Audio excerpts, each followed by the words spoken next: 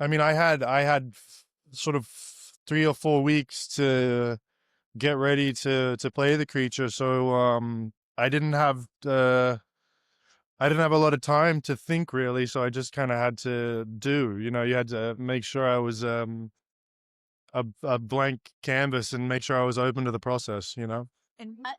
I mean, I really just came into a world that was occupied by such talented, specific artists. So all I had to do again was just make sure that I was open to the process. It really wasn't my world to step into. It was Guillermo del Toro's, and I understand his cinematic language, and I have since I was small. I said earlier that he built my dreams really since I was probably 10 or 11 years old. So I was just really grateful to step into the world because it's Guillermo del Toro's. I'm elated. I'm elated to be here. I feel really good. The movie is the best experience I've ever had shooting a movie. I think it's incredibly personal. And at the same time, it's like sending your kid to school. Yeah. You get nervous, send it out into the world and pray for the best. Well, I think that it's never been more intimate and more epic at the same time. It has elements of fairy tale, fable, and basically for me is a Catholic boy's reflection about what it is to be a father and what it is to be a son, and how you turn into a father while you're being a son, and then you have to apologize to your kids. I think the emotion, the purity of emotion, it's a very emotional movie, very full of new angles on the creature, new angles on all the characters that are revealing a lot of humanity of all of them.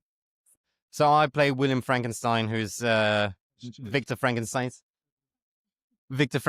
brother, and he's mostly the antagonist to his brother because he's successful, very lovable, loved by the family, and Victor's this weird hoarder who works with dead bodies in the basement.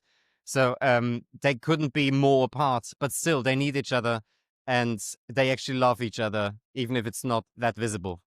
Why? I think because it's Guillermo del Toro's take on it, and he achieves a way of combining different Frankenstein motifs from the past into one big film creature that hopefully comes alive. So there's everything in it from Boris Karloff, Frankenstein's Bride, all the other versions of Frankenstein, and he combines it just beautifully. I think it's a take on family and on how relationships work between siblings, parents, and their children. It was just after Frankenstein was finished shooting that I had my own daughter, and so this whole perspective shifted what it means to be a parent. And in that film, with Oscar and Jacob as those two parts, it's just so well done.